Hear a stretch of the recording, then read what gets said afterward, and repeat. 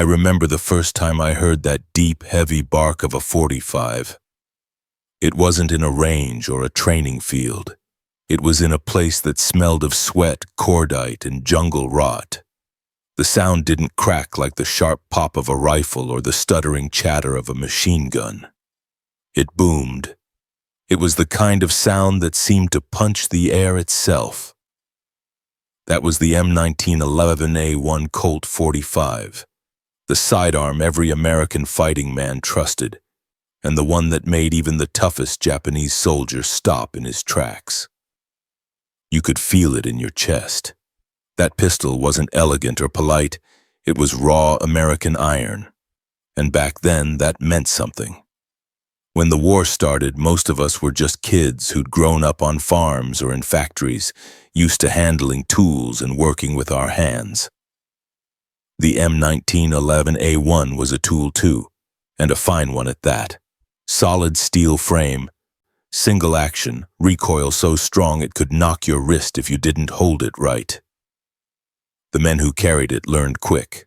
Respect the 45 and it'll save your hide. Abuse it or underestimate it and it'll bite you. But once you learned her rhythm, she felt like an extension of your arm. The trigger pull was short, crisp, none of that spongy hesitation you got with foreign pistols. The slide worked like it was on rails, and if you took care of her, she'd never jam, not even in the humid hell of the South Pacific. Most of the time, though, sidearms weren't meant for glory. You pulled your pistol when things got bad, when the rifle was empty, when a man was too close, or when the darkness in the jungle was alive with movement. I've seen Marines draw that Colt with shaking hands, eyes wide as dinner plates, sweat pouring down their faces. One or two shots and suddenly the chaos quieted. The 45 didn't whisper, it declared. The Japanese carried their own sidearm, the Nambu Type 14, and truth be told, it looked impressive enough at first glance. Sleek, long barrel, a kind of Luger look to it. A lot of new guys would see one in a captured officer's holster and think it looked sophisticated, almost high class compared to our chunky Colt. But once you fired the Nambu, you realized appearances lied. That pistol was delicate in all the wrong ways. Its 8mm cartridge was weak compared to the 45 ACP. You could hit a man square and still watch him stumble away. I've talked to Marines who found Nambus after firefights, ran a few rounds through them out of curiosity and laughed. The recoil felt like a toy compared to the Colt. They said you had to hit a man twice as much to stop him once. What made the difference wasn't just power, it was philosophy. The Americans had built a pistol around stopping power because the early years of the 20th century taught them something about what a sidearm needed to do. After the Philippine-American War, reports came in about Moro warriors charging through bullets and bayonets. The old .38 revolvers weren't cutting it. So John Browning, God rest him, a genius of machinery, designed a pistol that could put a man down. No matter how determined he was, the 45 ACP round didn't just wound, it ended the argument. By the time I enlisted, the M1911A1 was already a legend. The Army had adopted it before the Great War, and the Marines worshipped it. They said it never failed them at Belleau Wood, but it was in the Pacific that the pistol really earned its second name, the equalizer. In tight jungle fighting where the distance between life and death could be a few feet, that heavy Colt meant everything. I've seen men crawl through mud and roots, bayonets ready, rifles too long to swing, and then hear that one unmistakable thud of a 45. It was like thunder in a tunnel. Japanese soldiers weren't cowards, not by a long shot. They were disciplined, loyal, and often fanatical. But when word spread about the American 45, even their confidence cracked a little. Captured Diaries mentioned it, the enemy's large handgun which makes a hole like a fist. You could see the difference in the field, too. After skirmishes, you'd find their officers lying beside their Nambus, sometimes with the safety still engaged, sometimes with a jammed round in the chamber. That safety lever on the Nambu was in an awkward place, up on the left side, requiring you to use your support hand. In the panic of close-quarters combat, that extra motion could get a man killed. We didn't think much about it back then in terms of design flaws or engineering comparisons. We just knew the Colt worked and theirs didn't. But over time, you start to appreciate what that really meant. A weapon is only as good as the man who designed it and the purpose he built it for. Browning built his for soldiers who fought messy, desperate battles. Kijiro Nambu, the Japanese designer, built his for soldiers who were expected to die anyway. You can tell the difference in philosophy just by holding them. The Colt was heavy, reliable, forgiving of grit and neglect.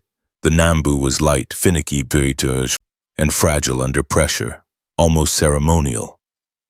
When the first Nambus started showing up in U.S. intelligence reports, some officers dismissed them as adequate but inferior.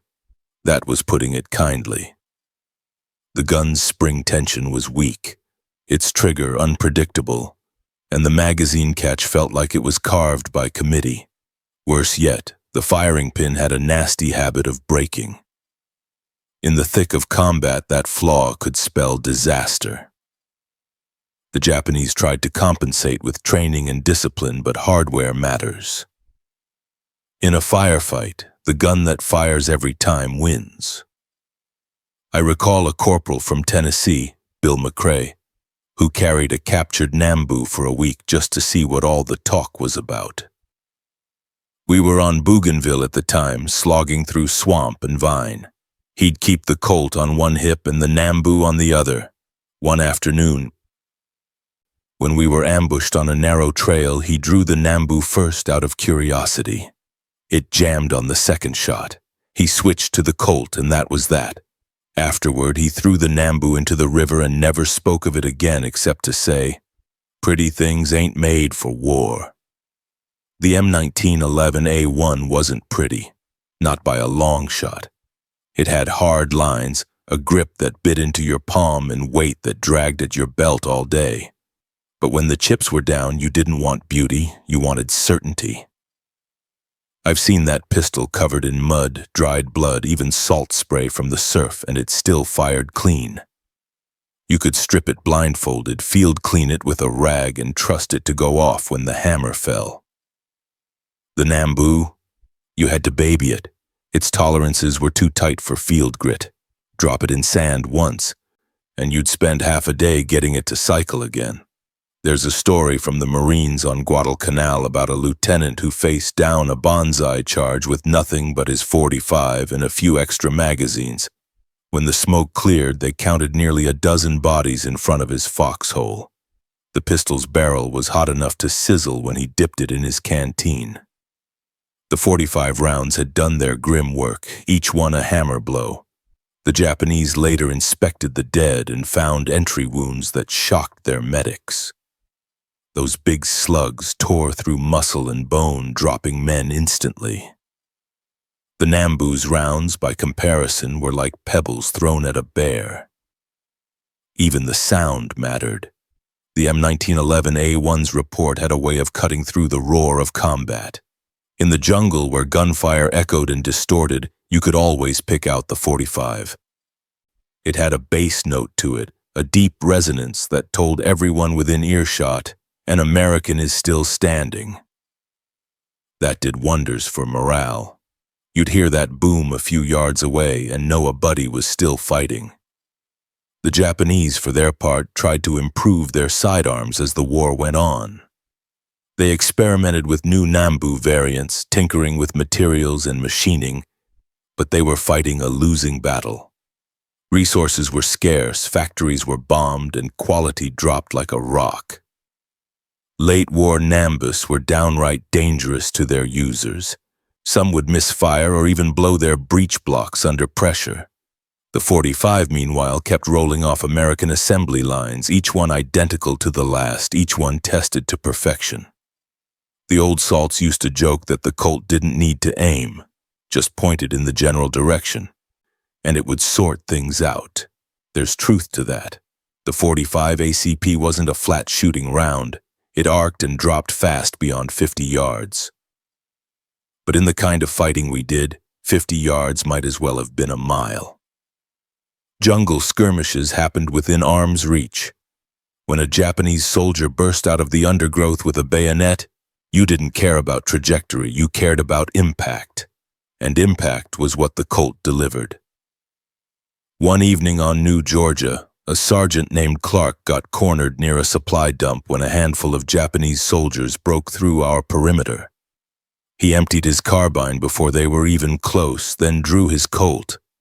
They said afterward that he fired 5 times and dropped 5 men, each one center mass. When they recovered the enemy bodies, 2 still had their rifles half raised. That's what the 45 did. It stopped motion. I've handled a lot of weapons since those days, and none feel quite like the M1911A1. You can smell its history the moment you pick it up. The oil, the steel, the decades of stories baked into the metal. I've seen men fall in love with their sidearms, giving them nicknames like Old Reliable or the Persuader. Every nick and scratch told a story. Mine had a small dent on the slide from where it fell against coral during the Saipan landing. I left it there. It was a reminder that even the toughest steel meets rough seas. The Japanese viewed their weapons differently. Their Nambu pistols were more symbols of rank than tools of war. Officers carried them like badges of honor, polished and displayed, rarely fired in anger. The average Japanese infantryman relied on his Arisaka rifle or his bayonet. The pistol was an afterthought. That's why so many of them fell into American hands in pristine condition. You'd find them in officers' tents, gleaming and oiled but barely used. The Colt, on the other hand, wore its scars proudly. After the war, a lot of veterans brought home Nambus as souvenirs. They looked exotic with their long barrels and odd trigger guards. Some folks even thought they were Lugers until they fired one. Then the disappointment set in. Weak recoil, strange ergonomics, and unreliable cycling. It was a collector's curio, not a fighter's weapon. Meanwhile, the M1911A1 went home with its men and kept serving for decades. Korea, Vietnam, even Desert Storm, you name it. That pistol outlived most of the men who first drew it in anger. But back in those early years when the war hung in the balance, that 45 ACP slug was as much psychological as it was physical.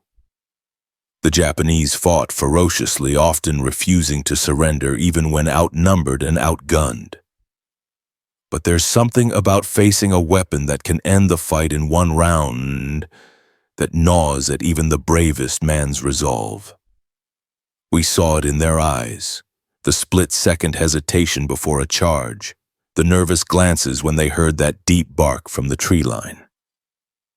You can't measure that in reports or statistics, but you can feel it when you're there.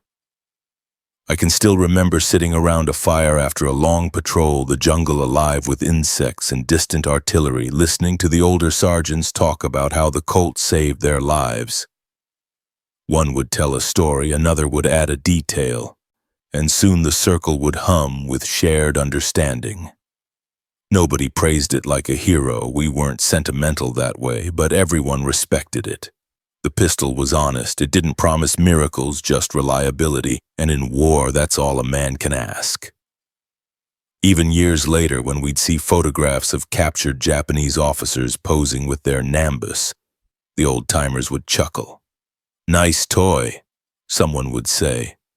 "Too bad it couldn't finish what it started." It wasn't arrogance, it was relief. Relief that our side had been given tools that matched our spirit. Tough, unpretentious, and effective. The war changed everything, but some truths stayed the same. A man's weapon says something about the nation that built it. The M1911A1 spoke of industrial strength, ingenuity, and confidence. The Nambu whispered of ceremony and hierarchy.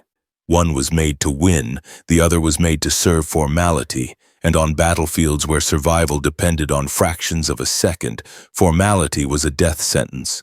That's why the Colt endured. long after the factories shut down and the uniforms were folded away. The legend of that pistol lived on in stories told at VFW halls, gun ranges, and living rooms across the country. Because it wasn't just a firearm, it was a reminder of who we were when the world needed steady hands. Training with the Colt wasn't like training with any other sidearm. The instructors knew what it could do, and they made sure you did too. I can still see the range in my mind, the smell of oil and dust, the way the targets would jump when that heavy slug hit center. You didn't have to hit dead on to make it count. A near miss with a .45 was still a bad day for whoever stood downrange. We used to line up at Camp Pendleton, the sun beating down on our helmets, and the sergeant would bark, "Remember, boys, don't argue with the recoil, ride it." And he was right. You didn't fight the Colt. You worked with it, like you were in rhythm with a living thing. A lot of the new recruits came in with shaking hands, nervous about the kick. The first shot always startled them. The sharp report, the pushback into the palm, but once you fired a magazine or two, it became natural. It wasn't wild recoil like some say, it was firm, predictable. You could feel the power transfer straight into your arm. After a while, the Colt didn't feel heavy anymore. It felt like security. I remember thinking that if I ever found myself cut off in a jungle or a ruined street with nothing but my sidearm, I'd still have a fighting chance. That confidence meant everything out there. You could tell the difference between a man who trusted his weapon and one who didn't.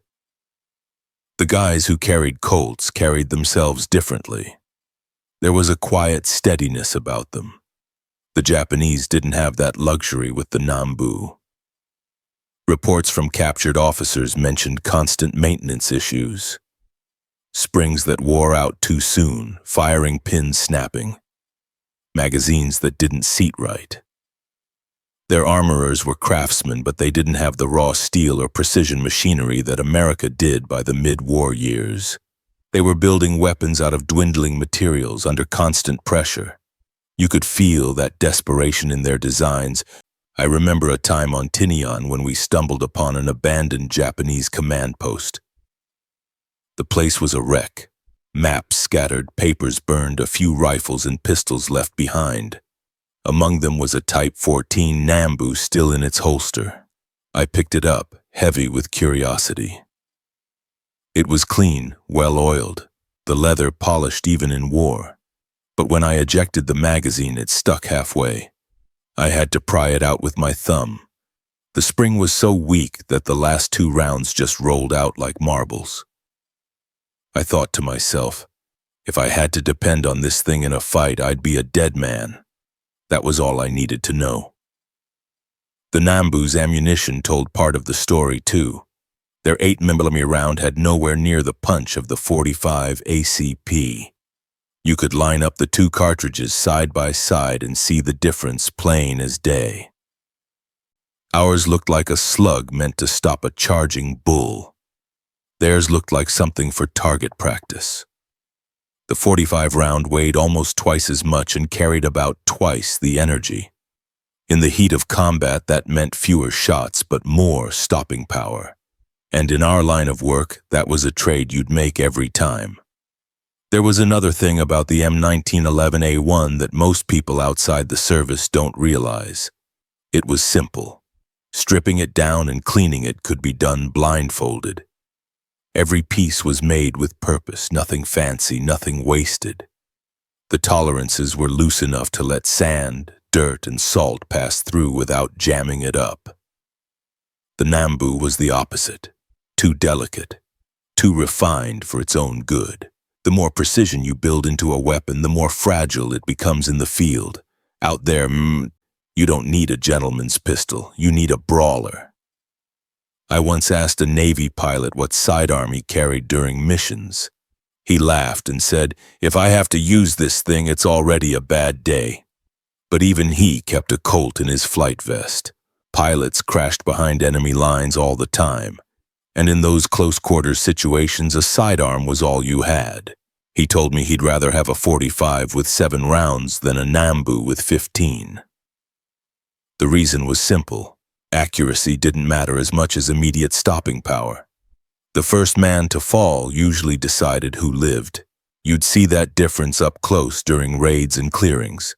We did a lot of that, rooting out bunkers, caves, and pillboxes. The rifle was too long to maneuver, so the pistol became your best friend. In those moments, instinct took over. You didn't think, you reacted. I've seen men fire point blank, the flash lighting up the dark, the smell of powder mixing with the stench of death. The Colt was merciless in those places. The Japanese often relied on grenades or bayonets for close encounters, but if they ever tried to return fire with their sidearms, they were at a fatal disadvantage. Some of us took to customizing our Colts a little, wrapping the grips with tape, smoothing the sights, or filing down the front edge to keep it from snagging on the draw. They were small things, personal touches, but it showed the bond between man and weapon. Every Marine knew that pistol inside and out. We trusted it like a friend. That's not something the enemy could say about the Nambu. To them it was a symbol of rank, not survival. The irony of it all is that Japan had excellent engineers. They built aircraft and ships that were marvels of their time. The Zero fighter, for example, was beautifully designed and deadly in the right hands. But their small arms never reached the same standard. The Nambu was designed for officers, men who weren't expected to do much fighting themselves. That thinking trickled down into its function. Its safety was awkward, its grip angle strange, and the trigger guard oversized because they thought soldiers might wear gloves in cold weather. It was a pistol built more for parade grounds than battlefields. You could always tell a man's confidence by how he carried his sidearm. American officers walked with their Colts low and easy, the leather holster worn smooth. Japanese officers often had theirs high on the hip, buttoned tight, as if afraid of losing it. That might seem like a small detail, but in war, small details reveal everything. A weapon you trust is one you're willing to keep within easy reach. One of the strangest things I ever saw came after a nighttime raid on Peleliu. We had overrun a Japanese trench line and were clearing out the dead. Among the bodies was an officer clutching his Nambu with both hands, but his finger wasn't even on the trigger. It was still on the safety. I don't know if it was panic or poor design, but whatever the reason, it cost him his life. A weapon that can't be fired instinctively is a weapon that betrays you. The Colt didn't have that problem. Draw, aim, squeeze, that's all there was to it. Even the logistics favored us. The U.S. was producing hundreds of thousands of M1911A1s during the war, all to the same standards. The ammunition supply was endless. If a part broke, it could be replaced from any other pistol, no matter the factory. The Japanese had no such luxury. Their weapons came from different arsenals, with slight variations that made spare parts unreliable. Sometimes a Nambu magazine wouldn't even fit right in another Nambu. That might not sound like much, but when you're thousands of miles from home with enemy ships cutting off supply lines, those small flaws become fatal. I think back to one night when we were dug in on Okinawa. Rain was pouring down so hard it felt like needles. I was sitting under a poncho with my Colt across my lap, wiping it down every so often. My buddy next to me, Corporal Hughes, had found a Nambu earlier in the day and was fiddling with it under his flashlight. After a few minutes, he cursed and said, "Damn thing froze up." I laughed and told him to stick with the real thing. He tossed it aside into the mud and said, "Guess that's where it belongs." I never forgot that. The Colt was a tool for survival. The Nambu was a souvenir waiting to happen. By the time we reached the final months of the war, the Japanese were running out of everything. Ammo, oil, even hope. The Nambus being issued were crude, sometimes made with inferior metals. You could see machining marks still on the slides. Some had wooden grips that cracked after a few days in the field. Compare that to our Colts, still coming off American assembly lines with the same precision as day one. That contrast summed up the whole war in a way. The US could build better, faster, stronger. The Japanese had spirit, but spirit doesn't machine steel. We used to joke that if the war had gone on another year, they'd be throwing rocks while we were throwing lead. But that wasn't arrogance, it was observation. By 1945, Japan's weapons were being rushed out of factories that had no electricity half the time. They were doing their best with what they had, but the quality wasn't there. Their officers must have known it too. You could see it in their faces when they realized our equipment simply worked better. It wasn't just the rifles or planes, it was every small detail, right down to the sidearm on your hip. I think the reason old-timers like me talk about the Colt so fondly is because it represented something bigger. It wasn't just about power or engineering. It was about trust, the same trust you had in the guy next to you. You knew your weapon wouldn't fail you, just like you knew your buddy wouldn't. That kind of reliability becomes part of your spirit. When you have that, you fight differently. You move with conviction. Every time we came across a downed Japanese officer, I'd look for that Nambu. It became almost a habit. I wasn't looting. I just wanted to see how they'd fared. Most were clean, barely used. Sometimes the holster was still buttoned. Once I found one lying next to a shattered samurai sword. It struck me how much tradition they'd carried into a modern war. The pistol was supposed to replace the sword as a symbol of command, but for them it never quite did. For us, the Colt wasn't symbolic, it was practical.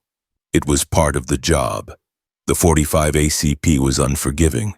It demanded discipline. You had to know your backstop, your angle, your range. It wasn't a weapon for reckless firing. Each round mattered, each one deliberate. You didn't spray and pray, you aimed and meant it. I think that's part of why the Colt gained such a mythic reputation.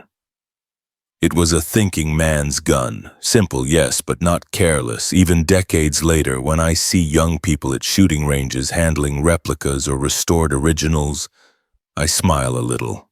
They talk about how it feels old school, how it kicks harder than they expected. I tell them, that kicks the sound of history. It's not just recoil. It's the weight of every man who ever relied on it when his back was to the wall. The Nambu might have its collectors, sure, but it doesn't carry that same heartbeat. It was a piece of history, but the Colt was history in motion. By the end of the war, stories about the 45 had spread far beyond the battlefield. You'd hear them in bars, in base camps, in letters home. The Colt saved me, some would say. It stopped him cold, others would whisper.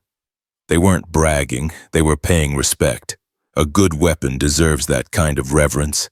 It wasn't superstition, it was gratitude.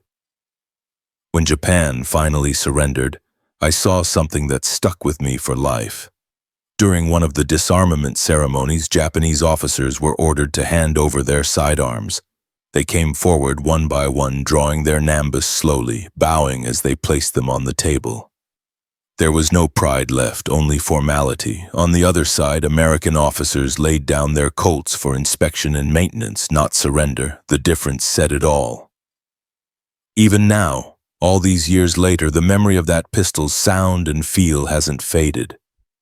The 45 was more than a weapon. It was a promise, one forged in steel and sweat. It was the line between chaos and control. When everything else failed, you could count on that single shot to hold the world together for one more second. There are moments from the war that come back clear as daylight, no matter how many years pass. One of them was on Leyte, sometime in late 44.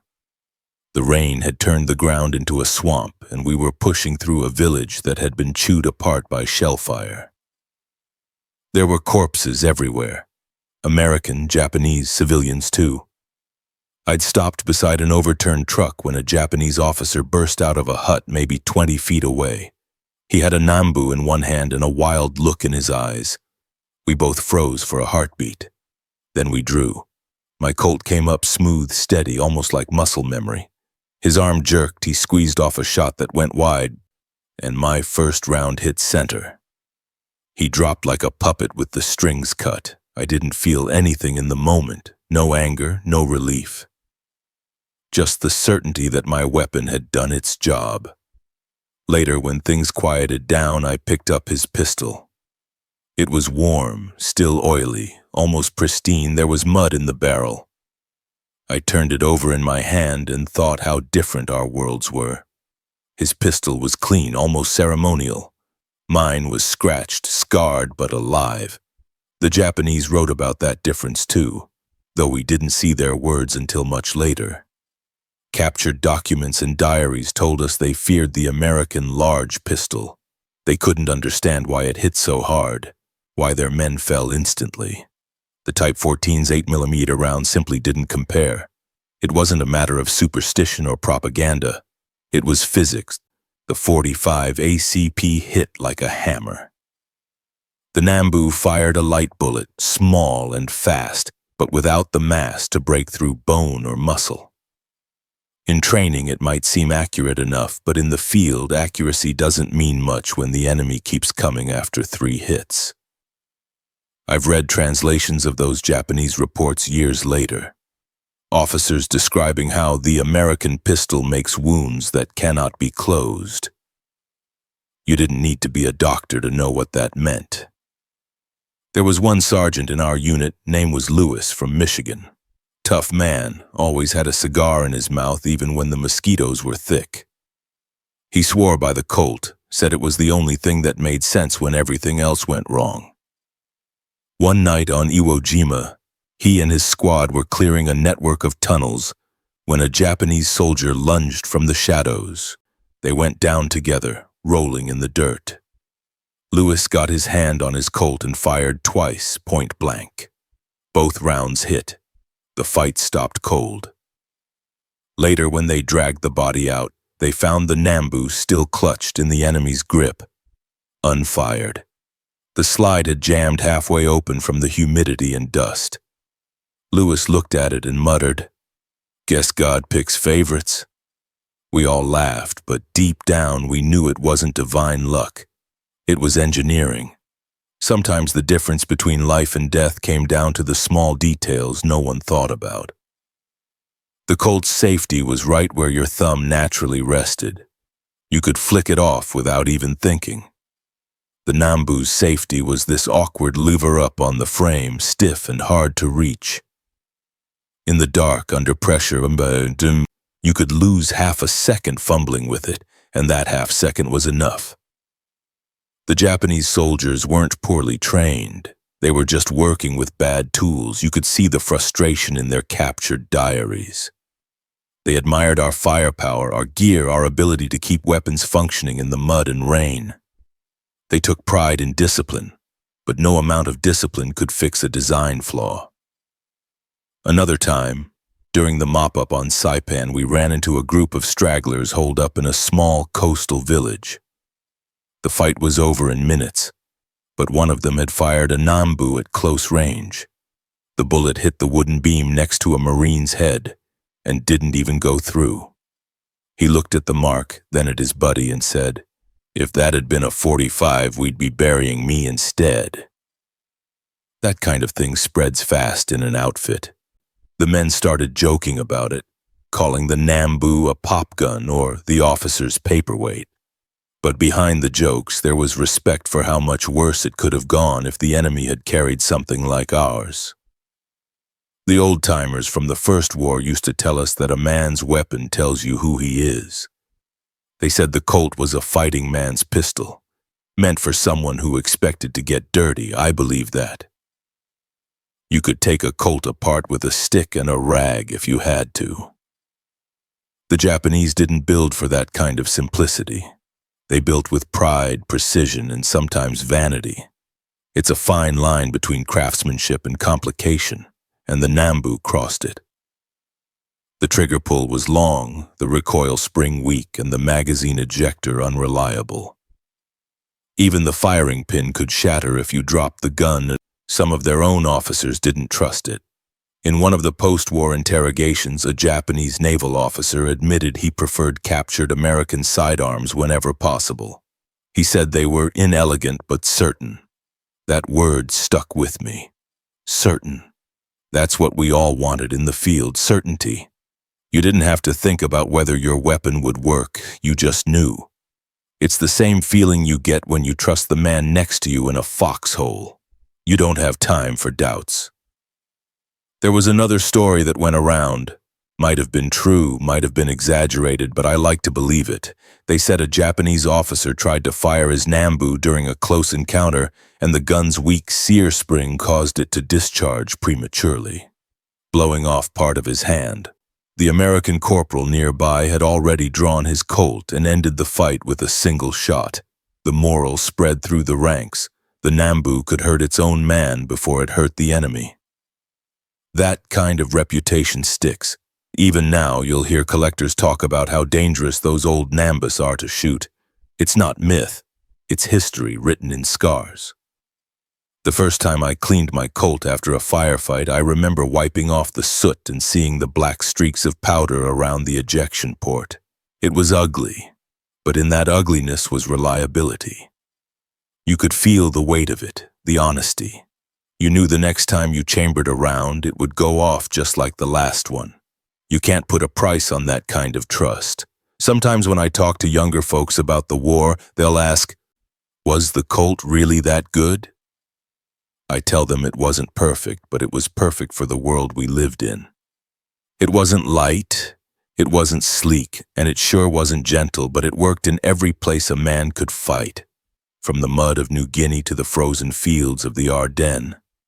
It had been around since before my father's war and lasted through mine. That says something. The Japanese soldiers who faced it never forgot either. After the war, when American occupation troops were stationed in Japan, a few locals would bring up the .45 in conversation, always with respect. They'd say it was a weapon that never failed. You could tell they'd heard stories, maybe even seen it in action. For them, it symbolized American power, the kind that seemed unstoppable. The Nambu, for all its heritage and design, became a relic, a symbol of what happens when pride meets practicality and loses. I remember during the occupation years I met an old Japanese officer who spoke a little English. We were on guard duty outside a government building and he stopped to chat. He looked at the sidearm on my belt, the same Colt I'd carried through the war, and nodded slowly. "Strong pistol," he said, "too strong." I smiled and said, "That's the idea."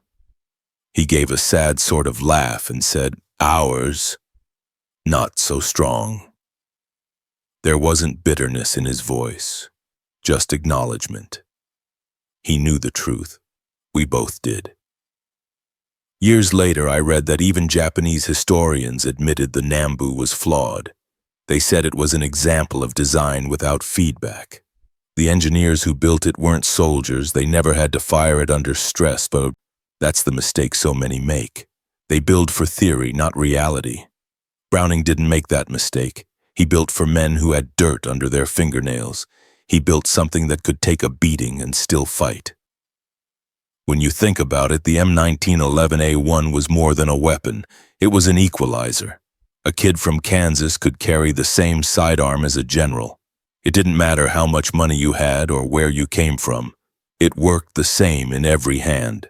That kind of uniformity gave Americans a strange sense of unity in war.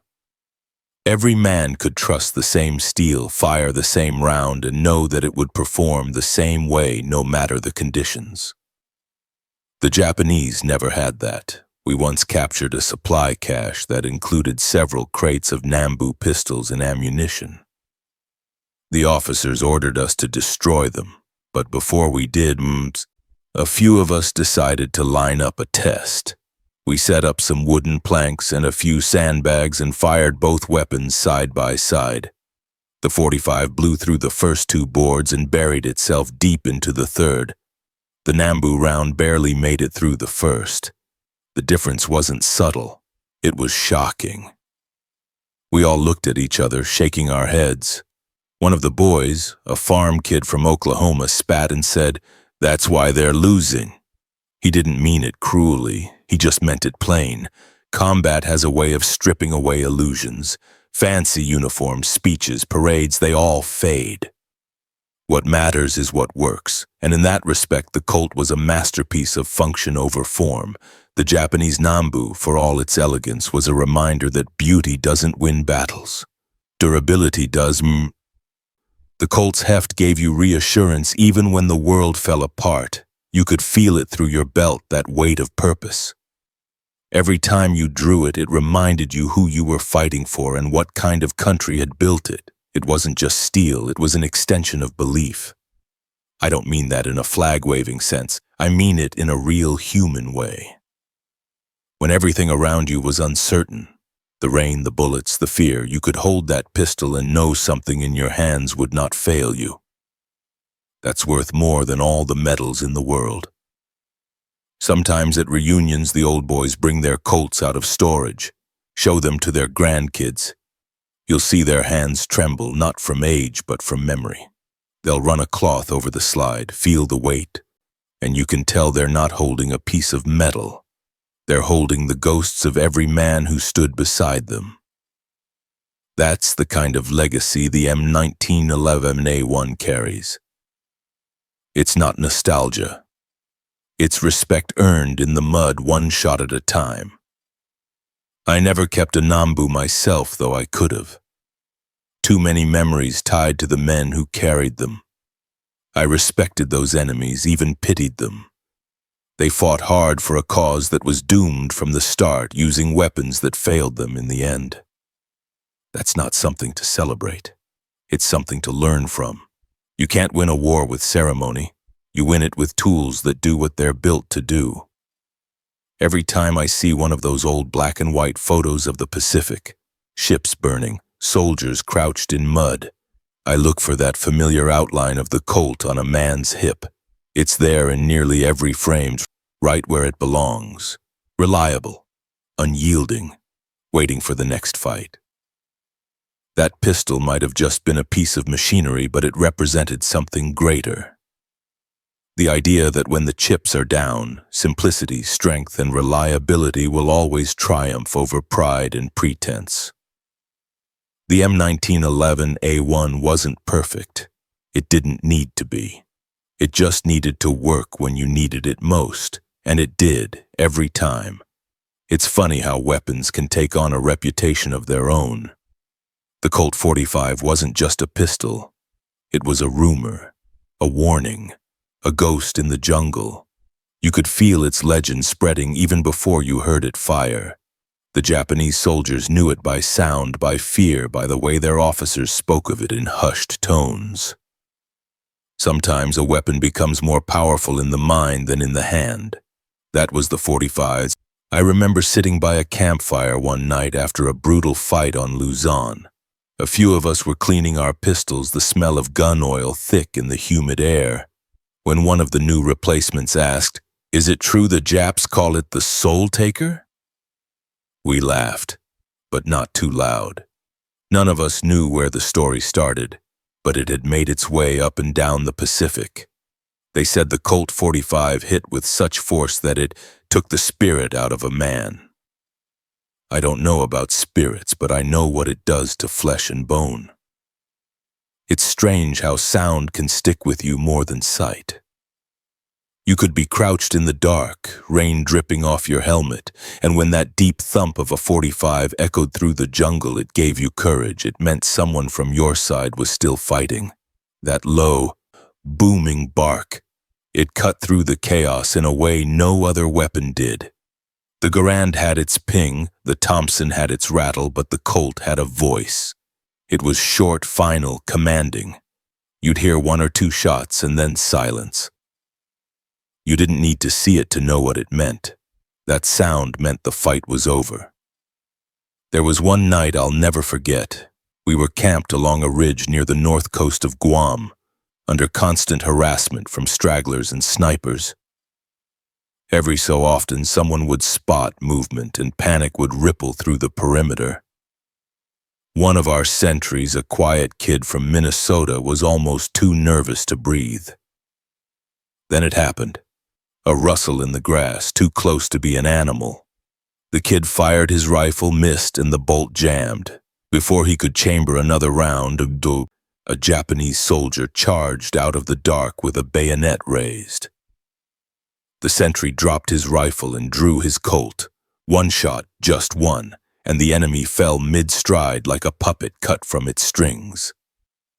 That one sound echoed across the line, steadying every man's nerves. It was like a message carried on the wind. Calm down, the Colt still speaks. The Japanese learned fast to fear that pistol, not because of superstition, but because they saw what it did. Their 8mm rounds might wound a man. Ours ended the fight. We'd hear stories from intelligence officers who'd intercept enemy communications, messages warning about the American heavy pistol and advising soldiers to engage from a distance. They weren't cowards. They were realists. The 45 didn't give you second chances. If you were close enough to see the muzzle, it was already too late. We didn't set out to make them afraid. Fear wasn't strategy, it was a byproduct of survival. But I can't deny that the Colt's presence did something to both sides. It gave us confidence and took theirs away. Even when your rifle jammed or your Thompson ran dry, that pistol at your side was a reminder that you weren't out of the fight yet. It was the weapon of last resort, and somehow that made it the most personal. You could lose a machine gun in the mud, drop your pack, misplace your knife, but no man ever lost his Colt. It was tied to you by habit, by instinct. I remember after the war, some journalist asked me if I ever thought the 45 was overpowered.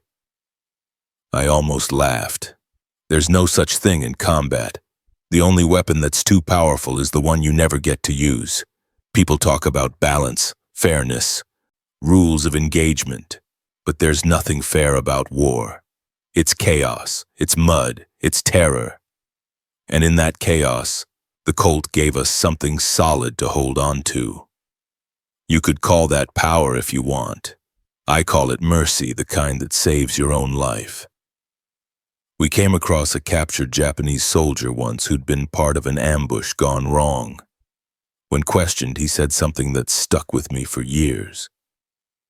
Through the interpreter, he said, "Your pistol, it makes us feel like our bullets are made of wood." That's how deep the difference went. They weren't just outgunned, they were outbelieved. The weapon you carry affects the way you fight, the way you stand, even the way you think. When you know your gun will stop anything that comes for you, you fight steady. When you doubt it, you fight scared. Some of the old Marines said the Colt had a personality like a man. They'd describe it like it was alive, temperamental at first, but loyal once you learned its quirks. I get that now. A good weapon becomes an extension of you. I remember once on a patrol near the Agat cliffs, we got pinned down by fire from a cave system. It was too close for artillery, too tight for rifle. A corporal named Harris crawled up with just his 45 and a couple of grenades. He inched along the rocks until he was almost at the cave mouth, then rolled in a grenade and waited. When the blast came, he rushed in and emptied his magazine. When we got there, it was over. Harris walked out pale and quiet, his pistol still smoking. He sat down next to me and said, "That thing talks loud, don't it?" That's all he said. That's all he needed to. You hear a lot about the Thompson submachine gun in the history books, but I'll tell you this. More men owed their lives to the Colt. When everything else went wrong, when rifles jammed or ammo ran low, that was the weapon that finished the fight. There was no bravado about it. You didn't wave it around. You didn't brag. You just used it when the world got too close. That's what made it terrifying to the other side. It wasn't a weapon of noise or show. It was final. As the war dragged on, the difference between our pistols and theirs became a running joke among the troops. We'd find abandoned Nambus and stack them up, laughing about their thin barrels and awkward safeties. But underneath the laughter, there was always a quiet kind of gratitude. Those weak pistols meant we got to go home.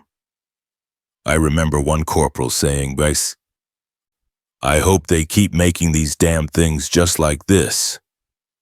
He meant it too, because every Nambu that jammed or misfired meant one less enemy shot coming our way.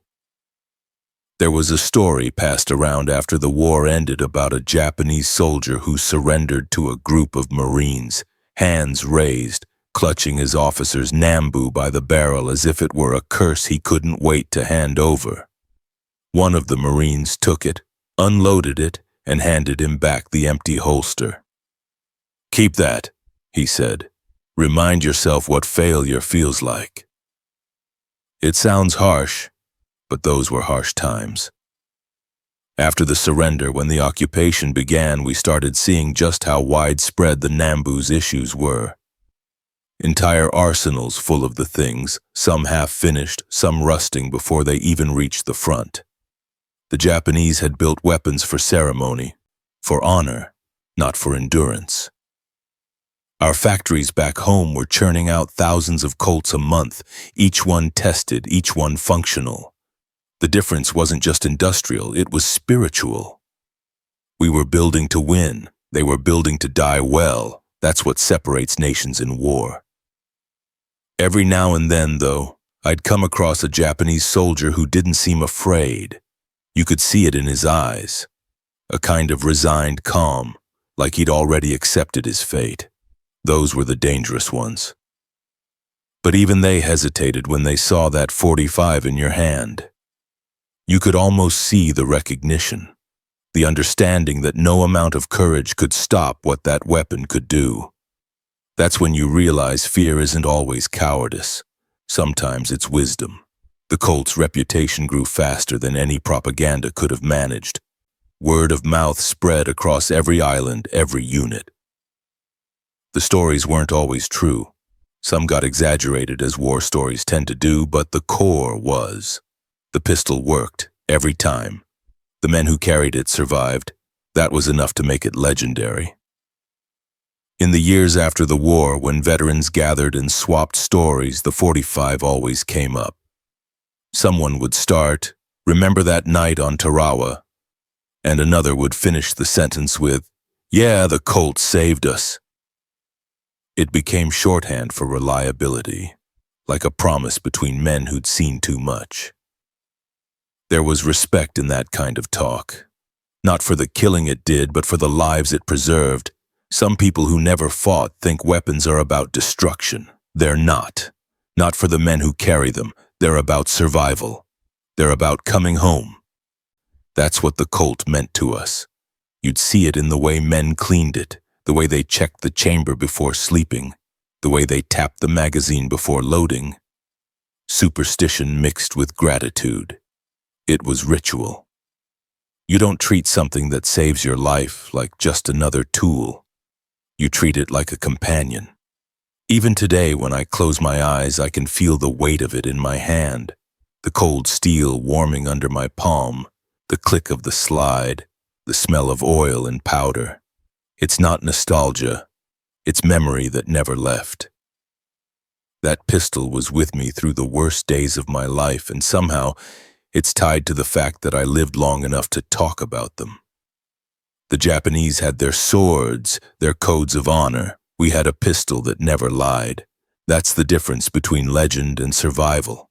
After the war ended, when we were finally allowed to breathe again, it was strange how quiet the world felt. No jungle noise, no gunfire, no orders barked through static. Just the sound of civilization creeping back in. Some of us stayed behind for occupation duty, others shipped home, but all of us carried something with us. A memory, a scar, a pistol. The M1911A1 came home in the hands of men who couldn't quite part with it. For many of us, it wasn't just a weapon anymore, it was part of who we were. It had been with us through things we could never explain to anyone who wasn't there. I remember walking through a Tokyo warehouse full of surrendered arms. The Japanese had stacked rifles, bayonets, pistols, everything in neat, quiet rows. There must have been hundreds of Nambu sitting there, their once proud finish dull from years of sweat and dust. They looked pitiful, like relics from a lost world. A few of the boys picked one up out of curiosity, turning it over in their hands. One Marine said, "Hard to believe they thought this would win a war." He wasn't being cruel, just honest. You could tell by the way he said it that he'd seen enough of what it had cost. Our officers let us keep a few captured weapons as souvenirs, and a lot of guys mailed home Nambus or Arisakas thinking they'd make nice conversation pieces. I didn't bother. The Colt was all I needed. It had been there when the world was chaos, when I didn't know if the next dawn would come. It was the one constant in an unpredictable hell. That kind of loyalty can't be replaced by something that just looks interesting on a shelf. When I got back to the States, the first thing I noticed was how strange everything smelled. The air was clean, almost too clean. I'd catch myself sniffing for the familiar tang of oil and gunpowder, the scent that meant life and danger at the same time. I kept my Colt wrapped in a cloth in a drawer for a while. Sometimes, late at night, I'd take it out, check the slide, and just hold it. Not because I missed the war, I didn't, but because it reminded me that I'd survived it.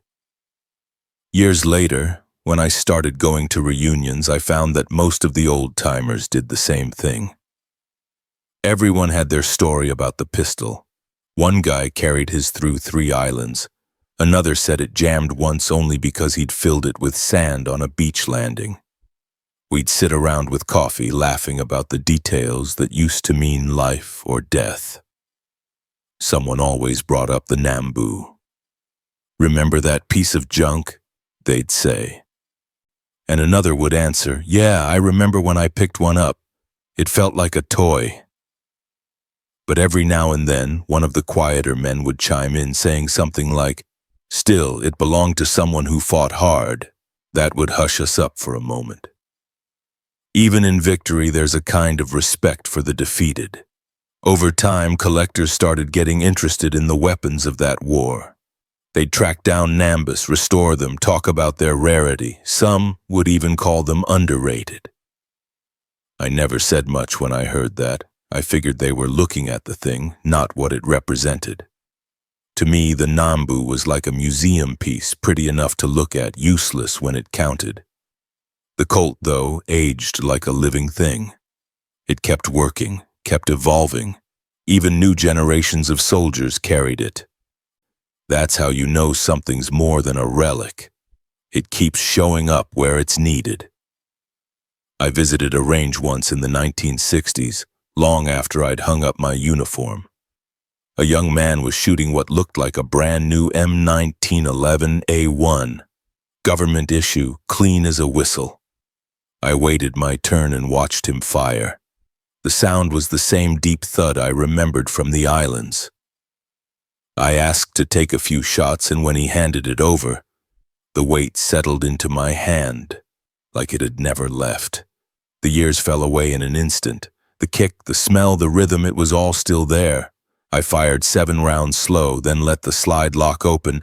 The young man grinned and said, "She's a classic, huh?"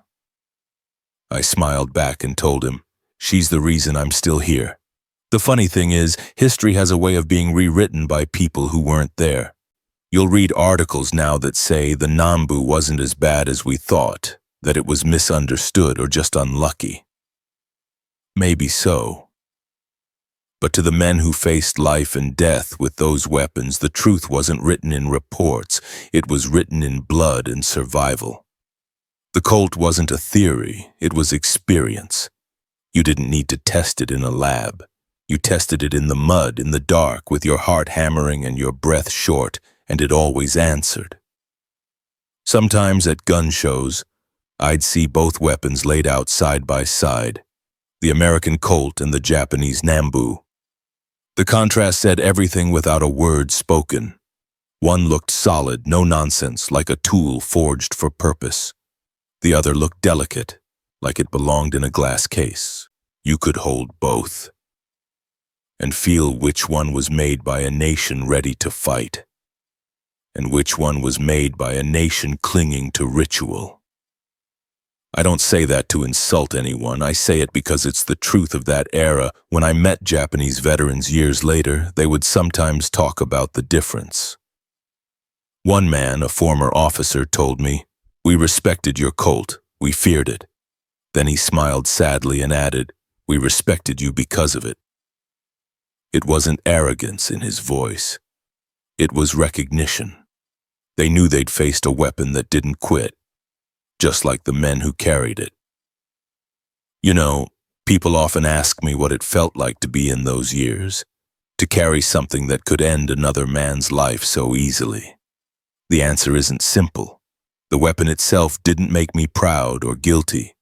It made me aware that life is fragile, that survival depends on what you trust and how you use it. That pistol wasn't about power. It was about responsibility. Every squeeze of that trigger was a choice you couldn't take back. That's something the younger generation forgets when they romanticize war. They see the glory, not the weight. The Colt carried that weight with dignity. You could sense it in the way soldiers talked about it, not like a toy or a trophy, but like a trusted partner. There was reverence in the way we maintained it. I used to see men wipe their pistols before cleaning themselves. Some might call that superstition, but it wasn't. It was respect. Respect for the machine that had kept you breathing through chaos. As the decades went by, other pistols came and went. The Army flirted with new designs, lighter frames, higher capacities, but the old-timers never let the Colt fade into history. Every time some new sidearm came out, you'd hear the same question at the VFW halls. Can it do what the 45 did? And the answer was usually no. The M1911A1 had a character you can't replicate. It was slow compared to modern pistols, sure and heavy, but that weight was part of its soul. It kept your aim steady. It reminded you that every shot counted. The new guns might have more rounds, but sometimes that just makes men careless. The Colt taught you discipline. You didn't waste ammunition when you knew you only had 7 in the mag. Each one had a name, a purpose, a cost. I once met a young Marine at a reunion who carried a customized 1911 in the modern service. He'd engraved his grandfather's initials on the grip. The old man had fought on Okinawa.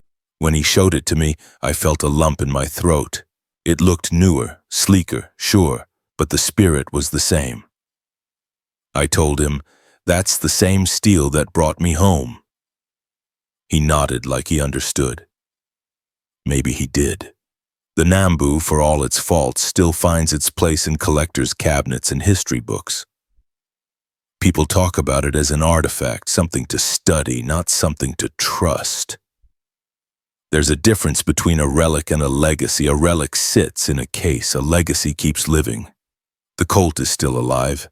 It's in competitions, in holsters, in stories told by men who remember what it meant. I think about the factory workers back home, the men and women who built those pistols while the world was burning. They probably never knew how much their work mattered. Every rivet, every spring, every piece of steel was a lifeline stretched across an ocean. When I held that pistol in a firefight, I wasn't just holding a gun, I was holding a piece of home. It had come from a place of safety to a place of chaos, and somehow it carried that steadiness with it. That's what made it special. In the end, the difference between the Colt and the Nambu wasn't just engineering. It was philosophy. One was built to save a man's life. The other was built to represent an officer's status. You can see it in every line, every function. The Colt's purpose was survival. The Nambus was tradition. And in the crucible of war, survival beats tradition every time. Now, when I hold a Colt in my hand, and yes, I still do from time to time, it feels like shaking hands with an old friend. The metal is cold at first, then warms quickly, like it remembers the touch. I'll work the slide, feel that familiar click. And for a moment, I'm 20 years old again, staring through the smoke, heart pounding, trusting my life to American steel. Then I'll set it down, take a breath, and remind myself how lucky I am to still be here to remember. That's the power of that pistol. Not the noise it made or the damage it did, but the lives it helped carry through to peacetime. Has a strange way of softening the edges of memory, but some things never fade. The war ended more than a lifetime ago, yet every time I think of it, I can still see the way the light hit that old pistol slide, how it gleamed even under the grime and sweat. People today talk about those years like they're a chapter in a book, something neat and finished. But for those of us who carried steel and hope in the same hand, it never really ended. The M1911A1 wasn't just a gun, it was a bridge between the man you were before and the one you became after. I've lived long enough to see the world change in ways we couldn't have imagined back then. Jet planes, satellites, computers, but I still remember the sound of that 45 like it was yesterday. It's not the noise of violence that I remember. It's the sound of survival, of knowing you might live another day. When I visit museums now, I sometimes see the Colt displayed behind glass. They have a little plaque under it, maybe a few lines about design or caliber, but they never capture what it really meant. You'll see kids walk by, glancing for a second before moving on to the tanks or the airplanes. They don't realize that in its time, that pistol changed the course of battles one heartbeat at a time. I've caught myself leaning over to some young fella and saying, "That one there, that's the reason your granddad came home." They usually smile politely, not realizing I mean it literally. But maybe someday they will. The Nambu, too, sits behind glass in some of those museums. It looks clean, elegant even, with its long barrel and polished grips. It's a beautiful weapon to look at, but it's a sad beauty. It reminds me of the men who carried it, brave men caught in the gears of a war they couldn't win. When I look at that pistol, I don't see the enemy. I see the faces of boys who never came home on both sides. The Nambu was part of their story, just like the Colt was part of mine.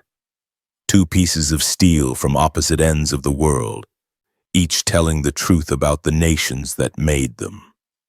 The Colt told the story of a country that believed in grit, in function, in getting the job done no matter how hard it got.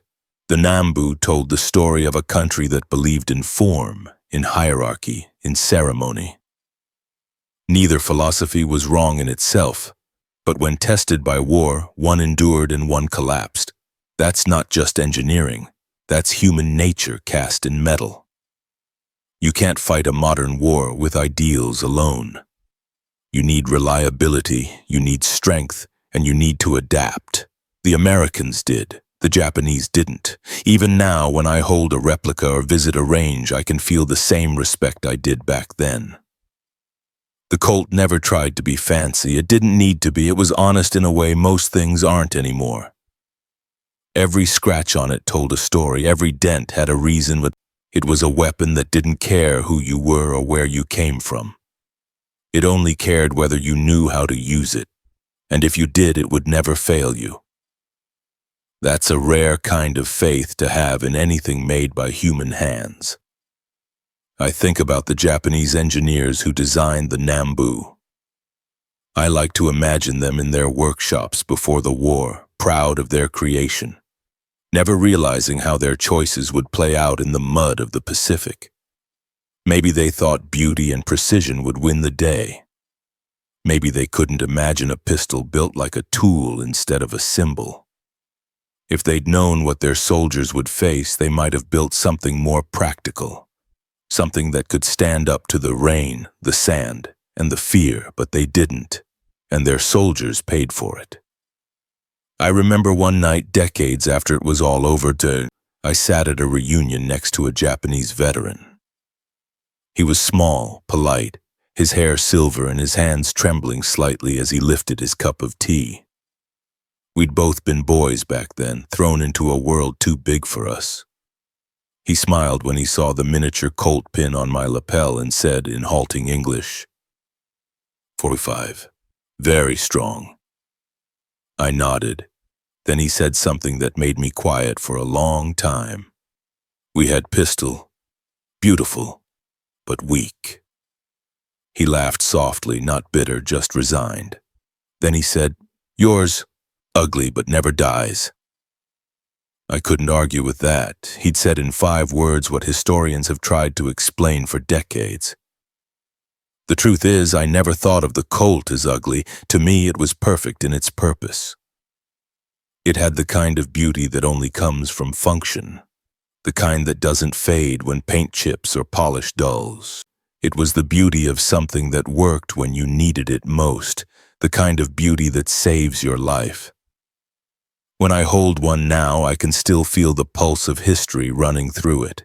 The heavy trigger pull, the slow, sure recoil. It's not just mechanics, it's memory. It's every man who ever trusted it to do what he couldn't. It's the echo of a generation that built things to last, that believed reliability was the purest form of honor.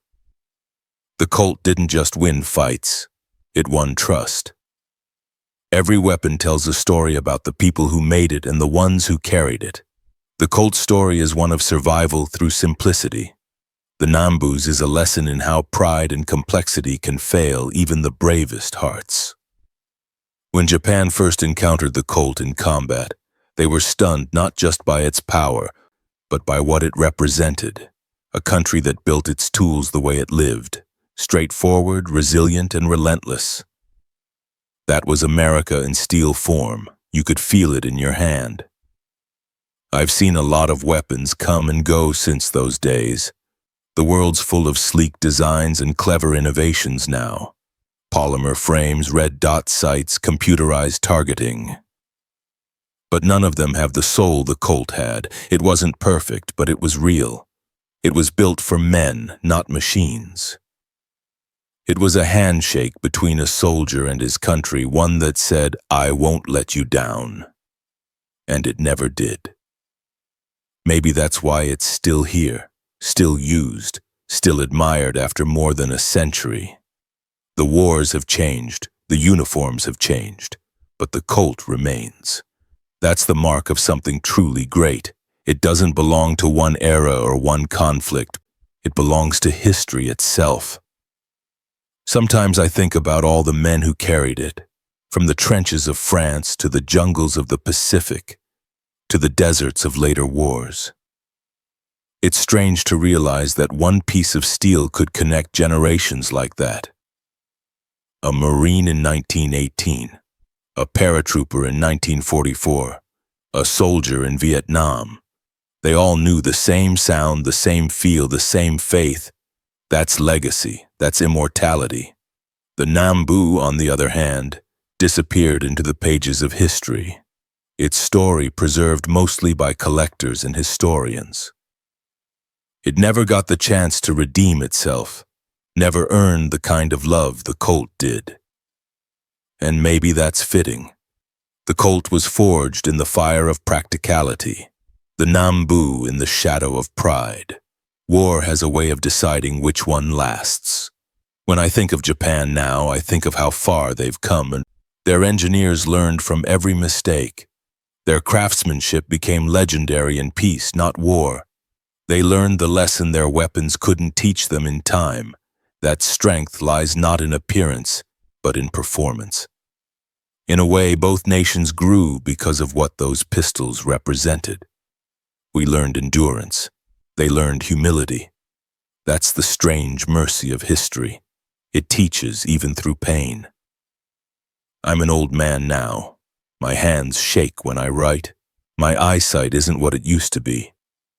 But if you put a Colt 1911 in front of me right now, I could field strip it blindfolded.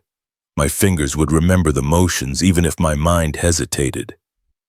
That's how deep it runs, its muscle memory forged by survival. Sometimes I think about the young men who'll never know what it meant to trust something so completely. They live in a world of disposables where nothing lasts, where things are replaced before they're worn in. But back then, we built things to last because we had to. And that pistol, well, it lasted longer than any of us ever thought it would. So when people ask me what the M1911A1 means to me, I don't tell them about calibers or muzzle velocity or stopping power. I tell them it was a friend, it was a promise, it was a piece of home that fought alongside us in places too far from home to imagine. And I tell them that it was the one thing, in a world gone mad, that never failed when it mattered most. Maybe that's why even now, all these years later, when the night gets quiet and the memories start walking through the dark corners of my mind, I can still hear it, the deep, steady bark of the Colt, the sound of survival, the sound of history, the sound of a generation that refused to quit.